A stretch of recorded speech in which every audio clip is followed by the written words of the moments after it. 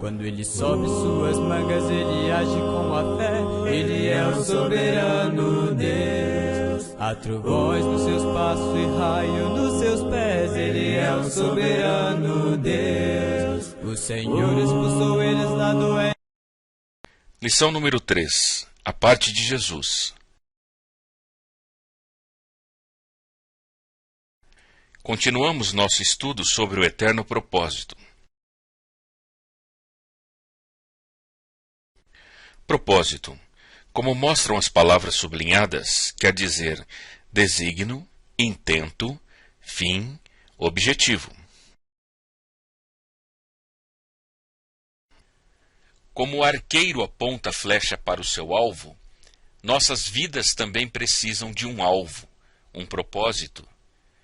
Estamos falando de um propósito muito diferente do propósito cotidiano, de simplesmente levantar-se, ir ao trabalho, voltar para casa e começar tudo de novo no dia seguinte. Estamos falando de um eterno propósito. Qual é o seu plano para a eternidade?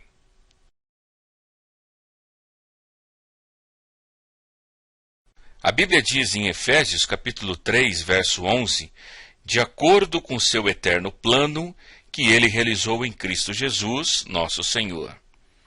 Este versículo agora torna-se ainda mais importante devido às palavras que ele realizou em Cristo Jesus. Pois hoje veremos como Jesus estabeleceu ou cumpriu o eterno propósito. O eterno propósito apresenta-se em 5 partes: a parte da Bíblia, a parte de Deus, a parte de Jesus, a parte da Igreja e a minha parte. Como a flecha indica, hoje veremos a parte de Jesus. A parte da Bíblia é a de revelar o eterno propósito. A de Deus é preparar o eterno propósito. E a de Jesus é cumprir o eterno propósito.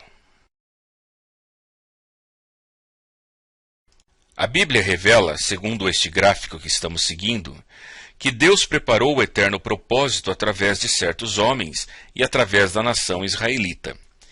Na aula anterior, vimos alguns pontos altos do Velho Testamento e vimos alguma coisa sobre os grandes personagens: Adão, Noé, Abraão, Israel, Moisés, os juízes, os reis e os profetas. Depois de um período de 400 anos entre o final do Velho Testamento e o início do Novo Testamento, um período durante o qual Deus ficou esperando para enviar seu Filho ao mundo, chegamos à parte de Jesus e da Igreja no eterno propósito. As partes de Jesus e da Igreja se encontram no Novo Testamento. O Novo Testamento contém 27 livros, 4 livros de biografia, que contam a vida de Jesus, um livro de história, que conta a história da Igreja, 21 epístolas ou cartas, enviadas a igrejas ou indivíduos, e um livro de profecia, o qual prediz a vitória de Jesus e da Igreja no final do mundo.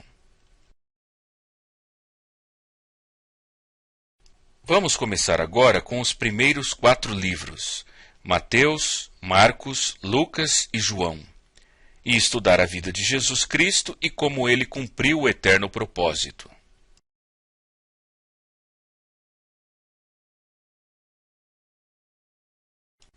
Quem é Jesus?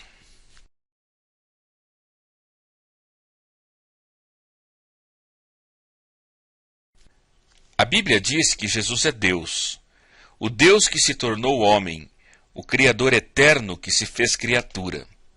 Veja o que diz o Evangelho de João, capítulo 1, verso 1 a 3 e 14. No princípio era aquele que é a palavra.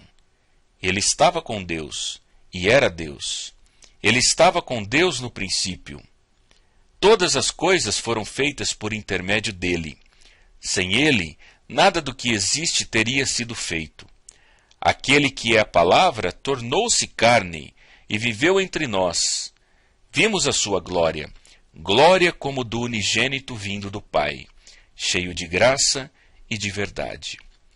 Também o apóstolo Paulo, em sua epístola aos Filipenses, no capítulo 2, versos 6 a 8, diz que, embora sendo Deus, não considerou que o ser igual a Deus era algo a que devia pegar-se, mas esvaziou-se a si mesmo, vindo a ser servo, tornando-se semelhante aos homens, e sendo encontrado em forma humana, humilhou-se a si mesmo e foi obediente até a morte e morte de cruz.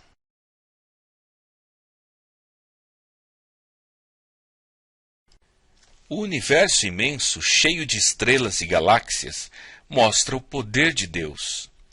O Criador de tudo isto veio ao mundo em carne humana. Quem é Jesus? A Bíblia responde que ele é Deus. Jesus é a bênção através de Abraão. Veja o que Paulo diz em sua epístola aos Gálatas, no capítulo 3, verso 8 e 14. Prevendo a Escritura que Deus justificaria os gentios pela fé, anunciou primeiro as boas novas a Abraão. Por meio de você todas as nações serão abençoadas. Isso para que em Cristo Jesus a bênção de Abraão chegasse também aos gentios.